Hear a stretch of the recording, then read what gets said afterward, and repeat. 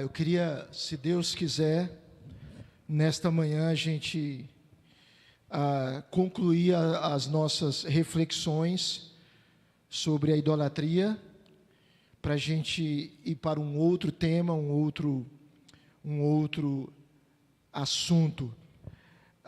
Eu quero, por favor, que você abra sua Bíblia em Isaías capítulo 44. Isaías capítulo 44.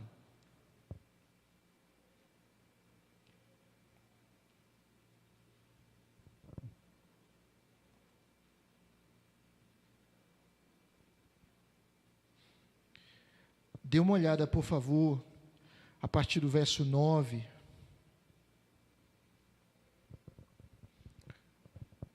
Isaías capítulo 44, a partir do versículo 9.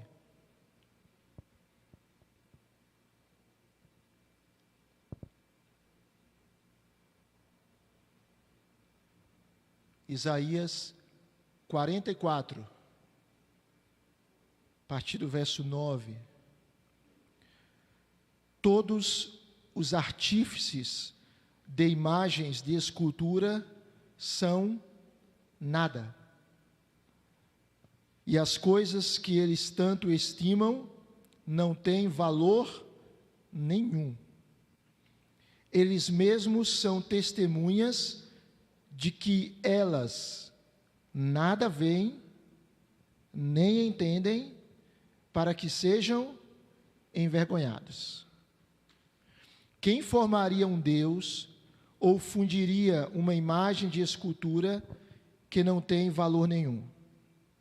Eis que todos os seus seguidores ficarão envergonhados, pois os artífices não passam de homens. Que todos eles se reúnam e se apresentem, sentirão pavor, e todos juntos serão envergonhados. O ferreiro pega uma ferramenta e trabalha nas brasas, vai moldando um ídolo com um martelo e forja-o com a força do seu braço. Ele tem fome e perde as forças, não bebe água e desfalece. O carpinteiro estende o cordel sobre a madeira e com o lápis esboça uma imagem. Alisa com plaina, marca com compasso e faz uma escultura, à semelhança e beleza de um ser humano, para ser colocada num templo. Um homem corta para si cedros, toma um cipreste ou um carvalho, fazendo escolha entre as árvores do bosque, planta um pinheiro e a chuva o faz crescer. Tais árvores servem ao homem para queimar, com parte de sua imagem ou com parte de sua madeira ele se aquece e também assa o pão. Com a outra parte ele faz um Deus e se prostra diante dele, esculpe uma imagem e se ajoelha diante dela. Metade queima no fogo e com ela assa a carne para comer. Faz um assado e dele se farta. Também se aquece e diz: já estou aquecido. E como é bom olhar para o fogo. Do resto, ele faz um Deus, uma imagem de escultura, ajoelha-se diante dela, prostra-se e lhe dirige a sua oração, dizendo: livra-me, porque tu és o meu Deus.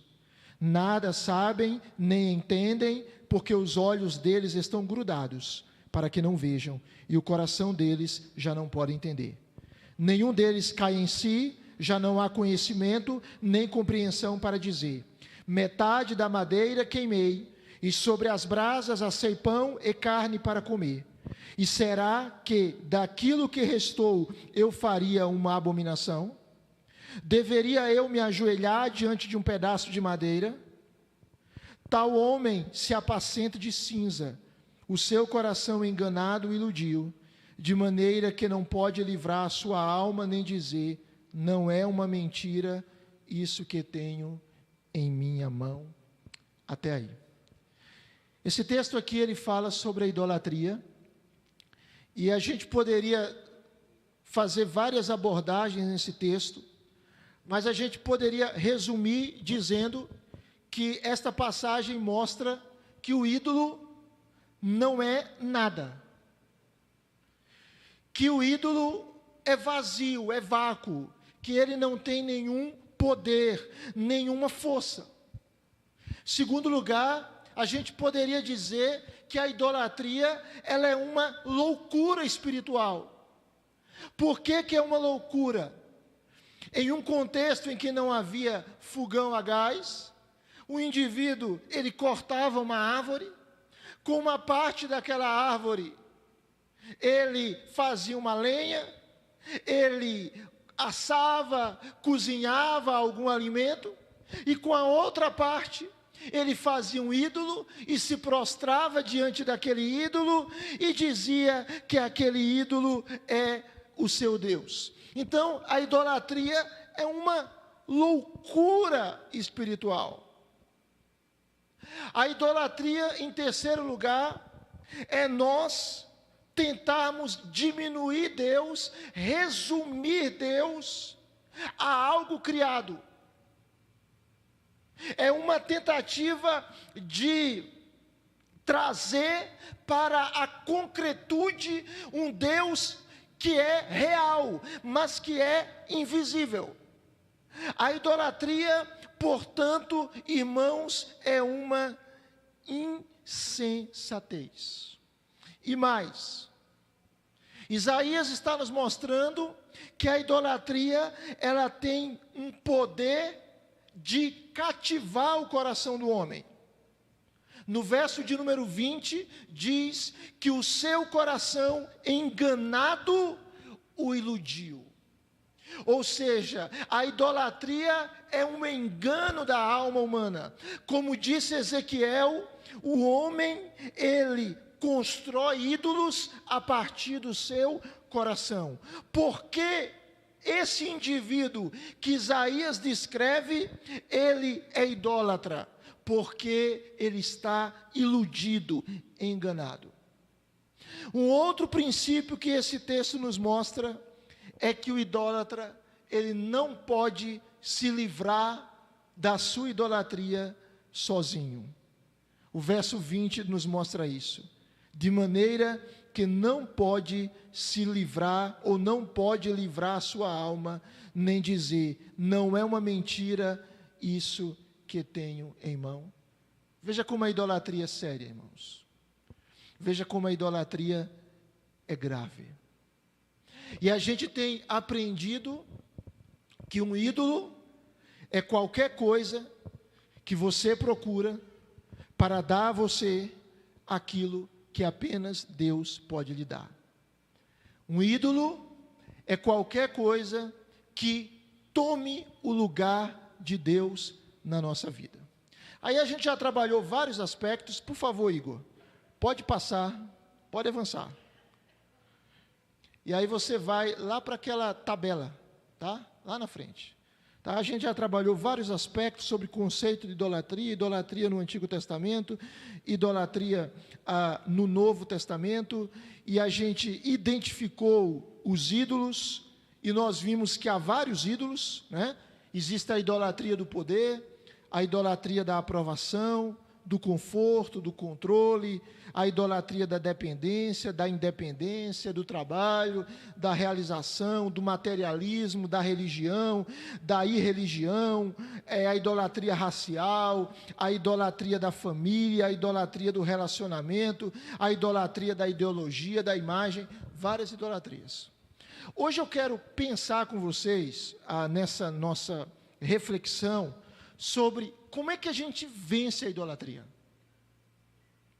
Como é que os ídolos, eles são eliminados ou eles são substituídos. E aí eu quero partir disso aqui, dessa tabela, que a gente parou nela no nosso último encontro, tá? Sempre eu lembro, isso aqui é uma aula, se você quiser perguntar, quiser falar, você pode fazê-lo. Então aqui, você tem um quadro que mostra alguns tipos de idolatria.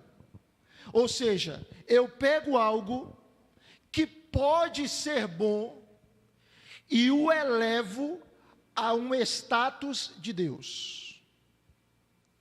Quando é que algo se tornou um ídolo para mim?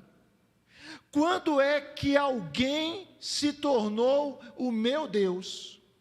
Quando eu não vejo sentido na minha vida sem aquela pessoa ou sem aquela coisa, sem algo.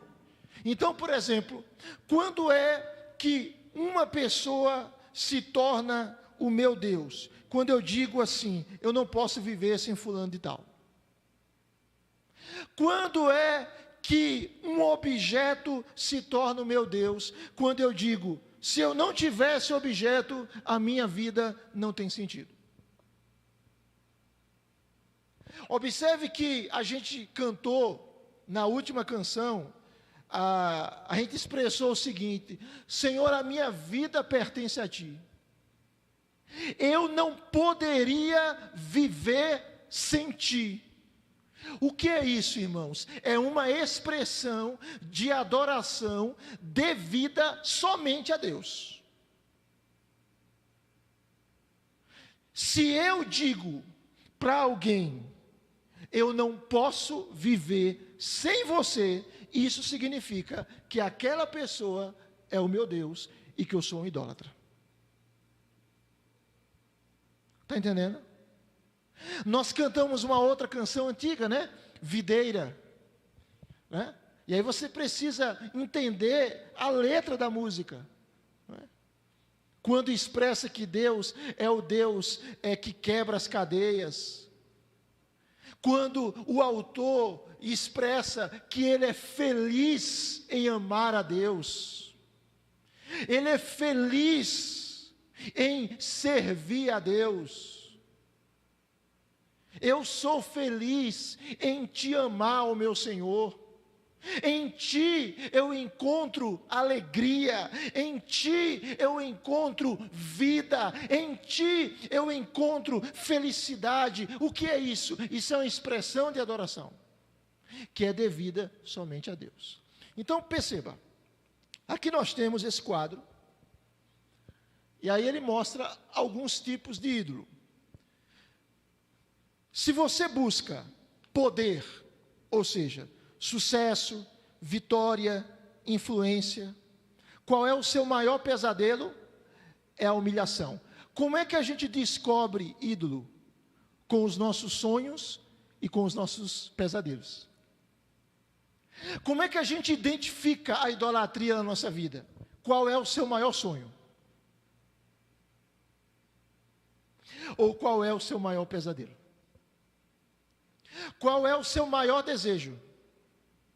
Qual é o seu maior medo? Isso mostra se há ídolos no nosso coração. Então, se o ídolo da pessoa é o poder, se ela busca o poder, o maior pesadelo é a humilhação. E as pessoas à sua volta, muitas vezes vão se sentir usadas. E qual é a sua emoção problemática? É a ira. Por quê? Porque elas querem que as pessoas façam simplesmente a vontade delas. Se você busca aprovação, ou seja, afirmação, amor, relacionamentos, o seu maior pesadelo é a rejeição. As pessoas à sua volta vão se sentir sufocadas. Já viu gente que é assim?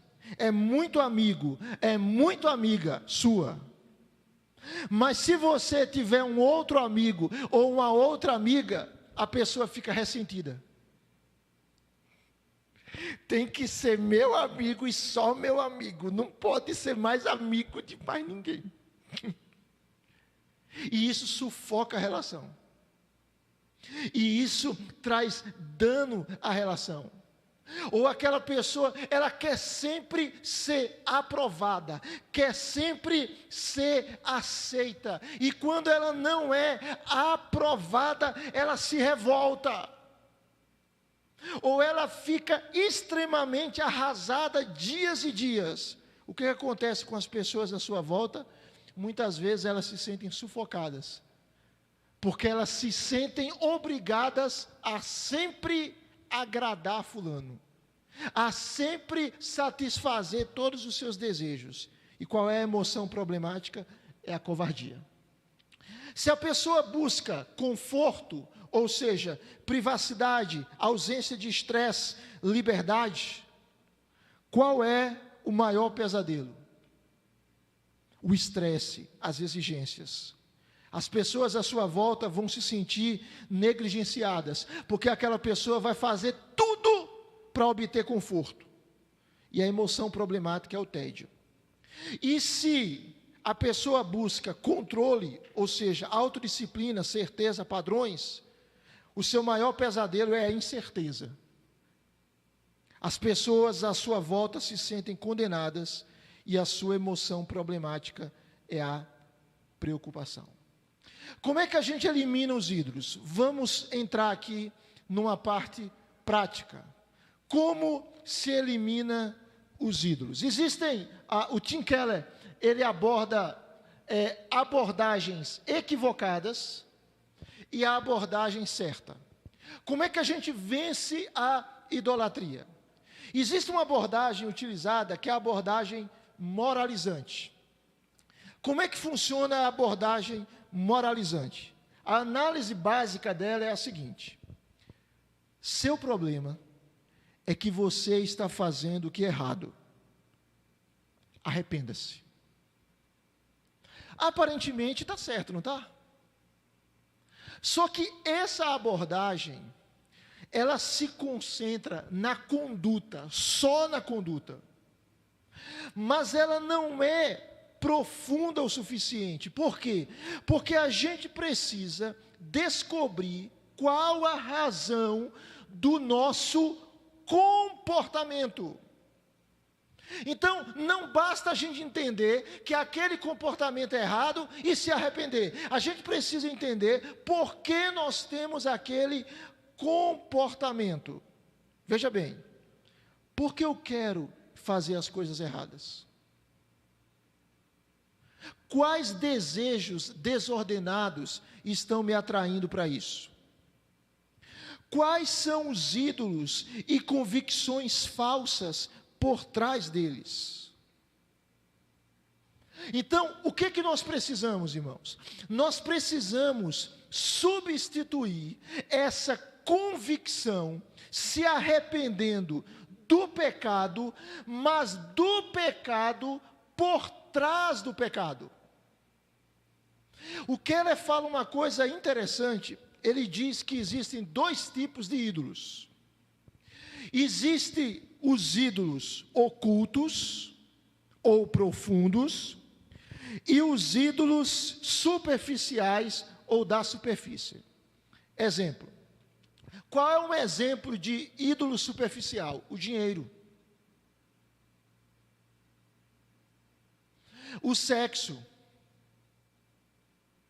É aquele ídolo que se vê. Mas existe o ídolo oculto. Por exemplo, existem pessoas que querem ganhar muito dinheiro porque o ídolo dele é a segurança. Então a segurança é o quê? É o ídolo oculto dele. Ou existem pessoas que querem ganhar muito dinheiro porque elas querem ter poder. Elas querem exercer influência sobre os outros com o seu dinheiro. O que é isso? O ídolo da superfície é o dinheiro. Mas o ídolo oculto da pessoa é o desejo de ter poder. Ou algumas pessoas querem ter muito dinheiro porque eles anseiam ser aprovados pelos outros, porque eles acham que vale quem tem. E aí eles fazem do dinheiro um Deus, é o ídolo da superfície. Por quê? Porque eles têm um outro ídolo, que é o ídolo da aprovação. E é interessante, né? Por exemplo, a pessoa que tem como ídolo o poder, ela não está muito aí sobre o que os outros vão pensar dela. Ela quer fazer prevalecer a sua vontade, a sua influência. Mas a pessoa que tem como ídolo o desejo de ser amado, amada por todos, o desejo de ser aprovado e aprovada, ela vai abrir mão de poder e de influência para ser aprovado, para ser aceito. Está entendendo?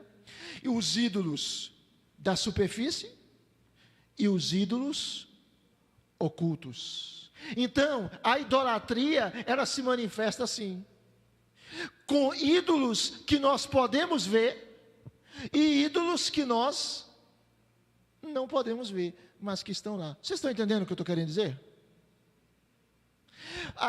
Por exemplo, eu falei aqui, alguns domingos atrás, sobre o ídolo da ajuda.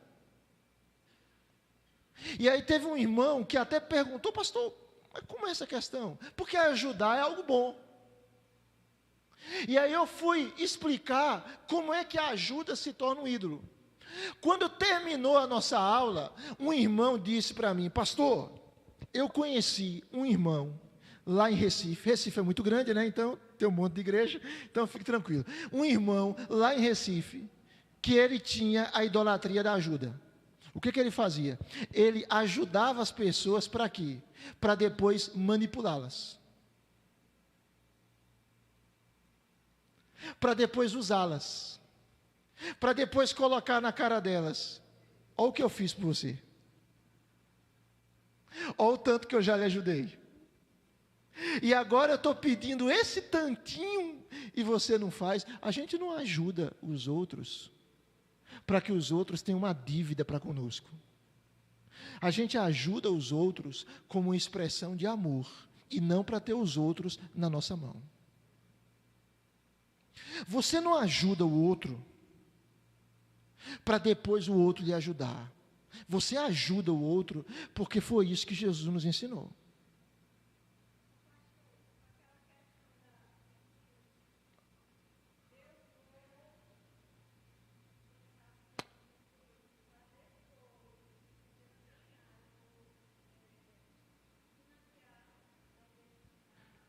Eu vou o quê?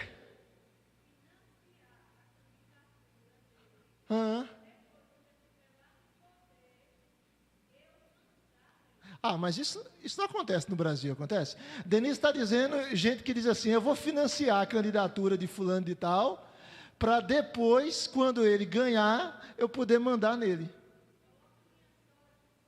Coloca minha sogra, minha tia, minha irmã, minha sobrinha. Mas isso não acontece mais no Brasil não, né, Denise? Né? Pois é. Está entendendo, gente? Então, a gente precisa descobrir o que está por trás. Então, a abordagem moralizante, ela não é suficiente. A gente precisa descobrir o pecado por trás do pecado. Tá?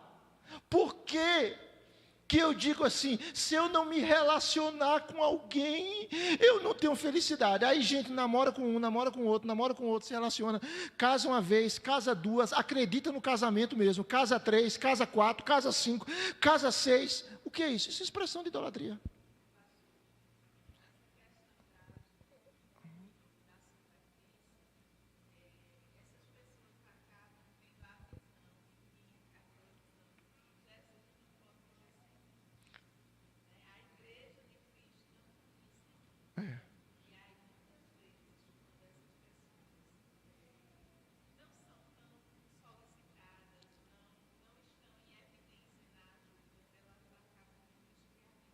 Exatamente. Joselene está dizendo de pessoas que têm a idolatria da ajuda e elas acham que a igreja não anda sem elas. Irmãos, a igreja precisa de Cristo. E Cristo forma a sua igreja. E Cristo levanta pessoas. Se eu disser, eu não vou fazer a obra de Cristo, o problema é meu. Porque Cristo vai levantar outro e a obra dele vai ser feita. Está entendendo?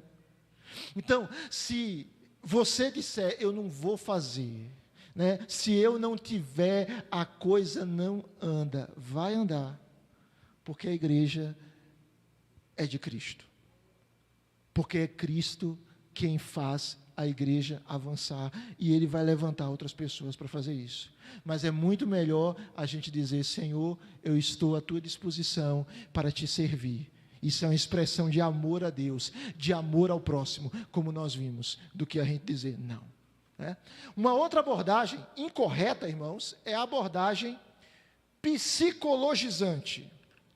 Qual é a análise básica que se faz nessa abordagem? Seu problema é que você não percebe que Deus o ama como você é. Alegre-se. Sabe qual é o seu problema? É que você não percebe que... A gente tem que entender muito bem o que é isso, né? Deus o ama como você é. Porque tem gente que acha que Deus o ama como ele é, significa que ele tem que viver do mesmo jeito. Não é isso. Não é isso. Então, a abordagem psicologizante diz: Deus o ama como você é. Então, alegre-se. Fique tranquilo. Qual é o problema dessa abordagem? É que ela se concentra em sentimentos, que parecem ser mais profundos do que comportamentos, mas ela não é profunda o bastante. Por quê? Porque a gente precisa descobrir a razão também dos nossos sentimentos. Por que a gente sente isso? Por que quando o meu time de futebol perde, eu nem como? O que é isso, irmãos? Isso é idolatria, irmãos. Não é verdade? Porque, presta atenção, gente. Tirar boas notas é legal, né? Mas aquela pessoa que quando ela tira 9,5, 9, ela entra em crise. Por quê? Por que ela tem esse sentimento? Isso tem uma causa. Isso pode ter uma idolatria por trás, ou uma pressão da família. Os nossos sentimentos, eles têm uma razão de ser. Eles têm uma força motriz. Então, essa abordagem psicologizante, ela não é suficiente. Presta atenção, eu preciso perguntar: por que eu tenho sentimentos tão fortes de desespero, ou medo, ou ira, quando isto ou aquilo acontece? Quais são os desejos desordenados que estão sendo frustrados? Quais são os ídolos e convicções falsas por trás deles? Por que eu tenho esses sentimentos? Por que eu acho que preciso ter poder para minha vida ter sentido?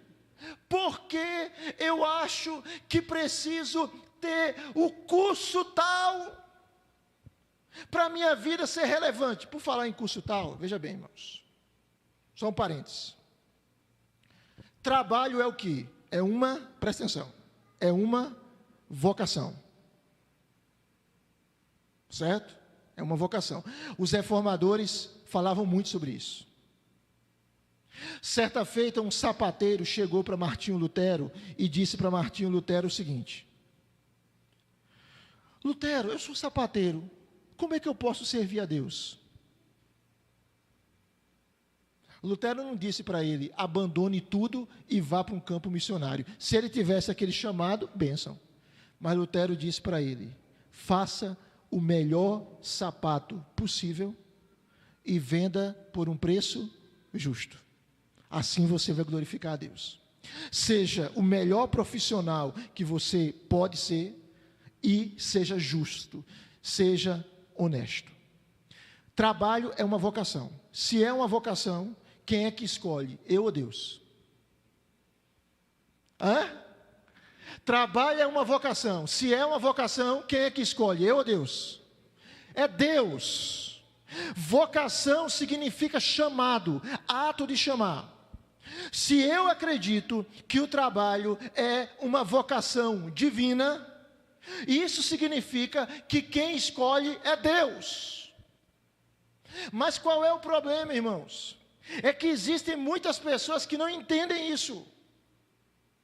E elas começam a escolher determinados cursos, não por vocação, mas por outros interesses.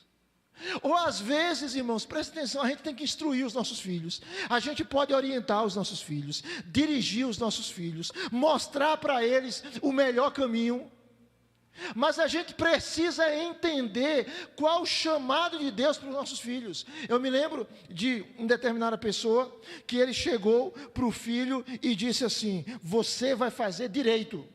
Mas o filho não queria fazer direito. Mas o pai, quem sabe, porque às vezes tem pai que ele quer projetar o seu sonho no filho. Não é verdade? Eu não fui médico, eu tinha um sonho de ser médico, não consegui, aí eu chego para o meu filho e digo: Daniel, você vai ter que ser médico. Alice, você vai ter que ser médica. Eu não sou doutor, eu não sou advogado, e eu chego para o meu filho: você vai fazer direito. Tá? Por quê? Porque o meu sonho é ter um filho que faça direito. E aí essa história conta que o pai chegou para o filho, e o pai chegou para o filho e disse: você vai fazer direito. Aí sabe o que o filho fez? O filho fez direito. Mas junto com o direito, ele fez, acho que educação física. Por quê? Porque o sonho dele, ou a vocação dele, era outra. Ele terminou direito, meu Deus do céu, não façam isso, filhos, né? Ele terminou direito, pegou o certificado e disse: pai, esse é seu. E esse aqui é meu. O de direito é seu. O de educação física, não sei se o curso era esse, é meu. Está entendendo? Então presta atenção, gente. A gente precisa ter muito cuidado para que a gente não transforme coisas boas, coisas lícitas, em deuses na nossa vida.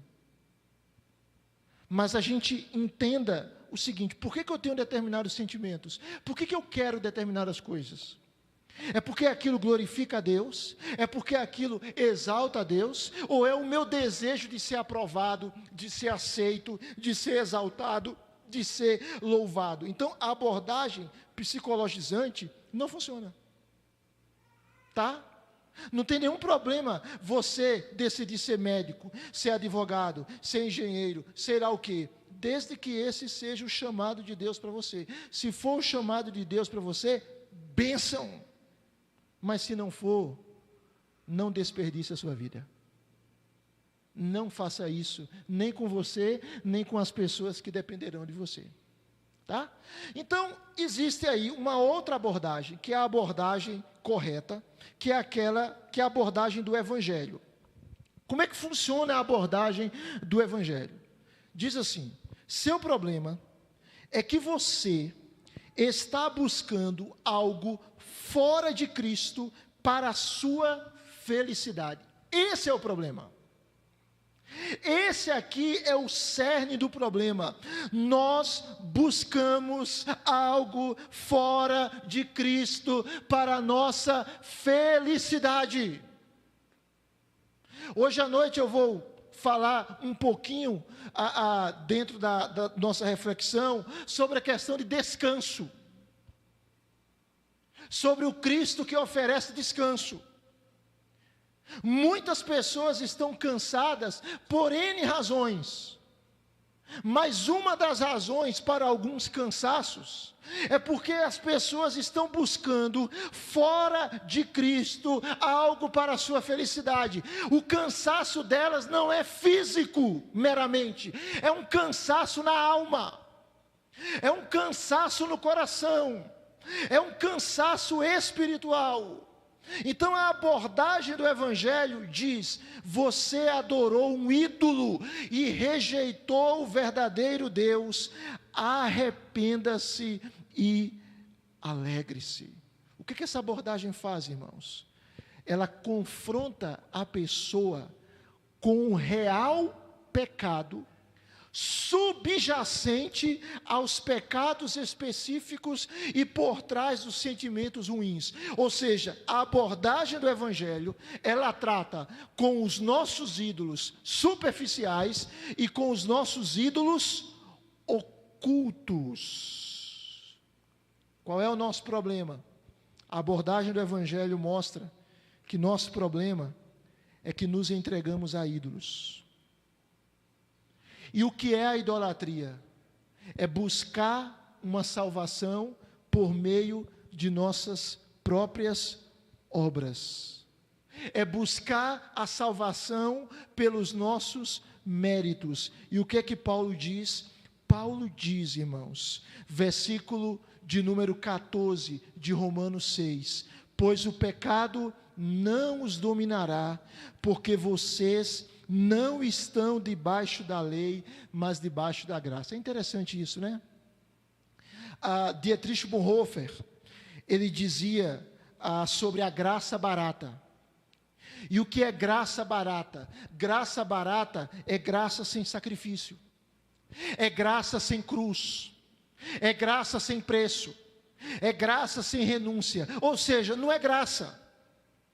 Tem pessoas que acham que viver pela graça é viver de maneira libertina, de maneira devassa. Já que eu sou salvo pela graça, dizem essas pessoas, eu posso viver de qualquer forma. Não, irmãos. Observe que Paulo vai nos mostrar que a servidão do pecado, ela é quebrada em nós, sabe quando? Quando nós cremos no Evangelho da salvação pela obra de Cristo. Quando a gente crê no Evangelho, quando a gente se rende a Jesus, quando a gente o confessa como Senhor e Salvador da nossa vida, sabe o que acontece? O domínio do pecado, ele é quebrado. A gente ainda peca, mas a gente não é mais escravo. A gente ainda peca, mas a gente não tem mais prazer no pecado. Está entendendo? Então, o que a abordagem do Evangelho nos mostra? Que você somente estará debaixo da graça e livre dos efeitos controladores dos ídolos, uma vez que tenha feito duas coisas. Primeiro, nós precisamos nos arrepender dos nossos ídolos, da nossa idolatria. E segundo, nós precisamos descansar e nos alegrar na obra salvadora e no amor de Cristo. Vou dar um exemplo aqui. Vamos lá. O Senhor Jesus, certa feita, ele falou sobre um demônio que sai de uma pessoa. Lembra desse texto? Ele sai de uma pessoa e aí ele anda por lugares áridos. E ele resolve voltar para aquela casa, ou seja, para o corpo de uma pessoa. E ele encontra aquela casa vazia, varrida e ornamentada. Mas ela está vazia. Ela está limpa, mas ela está vazia. Qual é o resultado disso? Ele volta e traz mais 7 demônios piores do que ele. E o estado daquela pessoa se torna pior do que o estado anterior. Não é? Presbítero Barbosa e outros irmãos aqui, né, a gente já viveu situações de o indivíduo está possesso, ora por ele, o demônio sai. Algumas semanas ou meses depois, quem volta? O mesmo indivíduo, possesso de novo. Aí o trabalho de libertação se torna ainda mais árduo. Aí ele é liberto daquela possessão. Meses depois, ele aparece de novo, possesso novamente. O que significa? O demônio saiu, mas a vida dele não foi transformada, não foi regenerada. O Espírito Santo não está nele, e o quadro dele se torna ainda pior. Por que eu estou dizendo isso? Eu estou dizendo isso pela seguinte razão: ninguém se liberta da idolatria sozinha. O ídolo está lá no coração e a pessoa diz: sai, ídolo, e tira o ídolo. Não. O ídolo, ele precisa ser substituído pelo Deus verdadeiro. Se Jesus não for o nosso Senhor, nós não nos libertamos da idolatria. Mas se Jesus é o nosso Senhor, os ídolos são eliminados, os ídolos são substituídos. Então perceba, para o indivíduo vencer a idolatria, ele precisa se arrepender dos seus ídolos, mas ele precisa descansar na obra salvadora e no amor de Cristo. Cristo precisa ser o Senhor da vida dele. Cristo precisa habitar nele pelo Espírito. Cristo precisa governar a vida dele, senão ele vai adorar outros deuses. Exemplo, nós aprendemos, fruto do iluminismo, que o ser humano é um homo sapiens. Ele é um ser que pensa, tá? Só que, biblicamente falando, o homem, ele é um ser religioso. A gente está caminhando para o final, viu, irmãos? O homem é um ser religioso. O homem é um ser que adora. Todos nós adoramos, irmãos. Todos nós adoramos. Se a gente não adora o Deus verdadeiro, a gente vai adorar um falso Deus. Então, a única maneira de se libertar da idolatria é substituir o ídolo. E para haver a substituição do ídolo, nós precisamos aprender a nos alegrar em Cristo, no que Cristo proporciona, no que Cristo realiza. Então, toda vez que você vir seu coração preso a algum tipo de desobediência, de infelicidade, de tentação, de ansiedade, de ira, a gente precisa perguntar duas coisas. Primeiro, como esses efeitos estão sendo causados por uma esperança desordenada de que alguém ou algo me dará o que só Jesus de fato pode me dar? Ou seja, será que eu estou tendo esse sentimento porque eu estou esperando nas coisas ou em alguém algo que só Jesus pode me dar? E segundo, como Cristo me dá de modo tão mais pleno, gracioso e apropriado as mesmas coisas que estou procurando em outros lugares.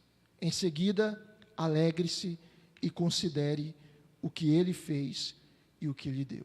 Ou seja, para a gente se libertar da idolatria, a gente precisa do verdadeiro Deus. Porque nós somos seres religiosos. Ou adoramos ídolos, ou adoramos o Senhor, mas nós sempre vamos adorar. Eu falei isso para os irmãos em outra oportunidade. Você vai para uma selva, para uma tribo, para um lugar sem internet, sem água encanada, sem luz, sem tecnologia, sem avanço científico, sem rua calçada, sem TV, mas você vai encontrar algo lá. Você vai encontrar lá culto. Por quê? Porque o ser humano é adorador. Está claro isso, gente? Alguma pergunta? E aí eu quero terminar. Tá? Eu quero terminar. Então, a gente precisa ter cuidado, irmãos. Quais os assuntos que a gente só vive falando? Quais os pensamentos que estão sempre na nossa mente? Quais as nossas maiores aspirações, sonhos, desejos ou medos? Isso pode revelar uma idolatria. Diante disso, 3 aspectos. Aqui eu coloco várias coisas, mas eu só vou mencionar e a gente termina. Então, em primeiro lugar, para a gente eliminar os ídolos, a gente precisa nomear os ídolos. Não adianta fazer aquela oração: Senhor, perdoa a multidão dos meus pecados. Senhor, eu sou orgulhoso. Senhor, eu sou egoísta. Senhor, eu tenho pensamentos impuros. Senhor, eu sou maledicente. Senhor, eu acho que o poder, ou a aprovação, ou o dinheiro vai resolver os meus problemas. Senhor, eu estou fazendo de outras coisas o meu Deus, a razão da minha vida. Então a gente precisa nomear o ídolo. Nomeie o ídolo. Segundo lugar, arrependa-se dos ídolos. Devemos nos arrepender dos ídolos. E aqui, irmãos, há vários modelos de oração. Eu só vou ler um aqui. Um modelo de oração de arrependimento. Presta atenção. Senhor, esta é uma coisa boa. O dinheiro, por exemplo, sendo servo, é algo bom. Mas por que eu a tornei tão absoluta? O que isto é comparado a ti? Se eu tenho a ti, não preciso disto. Isto não pode me amar e me ajudar como tu me amas e me ajudas. Isto não é a minha vida. Jesus é a minha vida. Isto não é a minha justiça e dignidade. Isto não pode me dar essas coisas, mas tudo podes e me destes. Isso é um exemplo. Um exemplo de oração de arrependimento. Aqui nós temos outros exemplos, vários exemplos de linguagem de oração. Então, primeiro, nomeie os ídolos. Segundo, arrependa-se dos ídolos. E em terceiro lugar, meus amados irmãos, regozije-se em Cristo. Se alegre, porque Cristo, presta atenção, Cristo é o seu Salvador. Cristo é o pão da vida que sacia a sua fome. Cristo lhe dá a água da vida que sacia a sua sede. Cristo é o seu pastor que supre as suas necessidades. Cristo é o seu pastor que lhe guia nas veredas da justiça. Cristo é o seu pastor que lhe dá bondade e misericórdia. Cristo é o seu pastor que não lhe abandona. E se Cristo é o nosso pastor, as demais coisas nós teremos. Se nós buscamos em primeiro lugar o reino de Deus, a justiça de Deus, as outras coisas nos serão acrescentadas. E aqui a gente coloca algum exemplo, por exemplo, exemplo de oração de regozijo para momentos de tentação, exemplo de oração para momentos de ansiedade, exemplo de oração para momentos de ira, exemplo de oração para momentos em que eu estou me sentindo rejeitado ou com um sentimento de inutilidade. Para nós vencermos a idolatria, nós precisamos adorar o verdadeiro Deus e precisamos descansar nele. Descansar nele.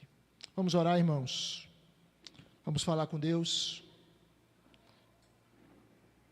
Vamos ficar de pé e vamos orar. Nenhuma pergunta? Simples, né, irmãos? Tranquilo, né?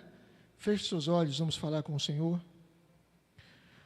Senhor, sonda o nosso coração, Deus. Nós fazemos a mesma oração do salmista. Sonda-me, ó Deus, e conhece o meu coração. Prova-me e conhece os meus pensamentos. Vê se há em mim algum caminho mau e guia-me pelo caminho eterno.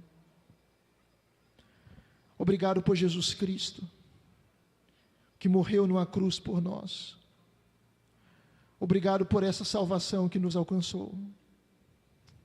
Obrigado porque Jesus morreu para nos libertar da servidão aos ídolos e para que adoremos o Deus verdadeiro. Que Tu sejas, Jesus, o nosso maior prazer. Que Tu sejas a nossa grande alegria. que Tu sejas a nossa grande felicidade, que todas as outras coisas estejam abaixo de Ti, estejam sob o Teu senhorio, sob o Teu domínio. Senhor, pastoreia o nosso coração. Senhor, aplica a Tua palavra no nosso coração. A Tua palavra diz que o Senhor está buscando adoradores que Te adorem em espírito e em verdade, e que o Senhor encontre em cada um de nós aqui, em cada pessoa que nos acompanha pela internet, verdadeiros adoradores.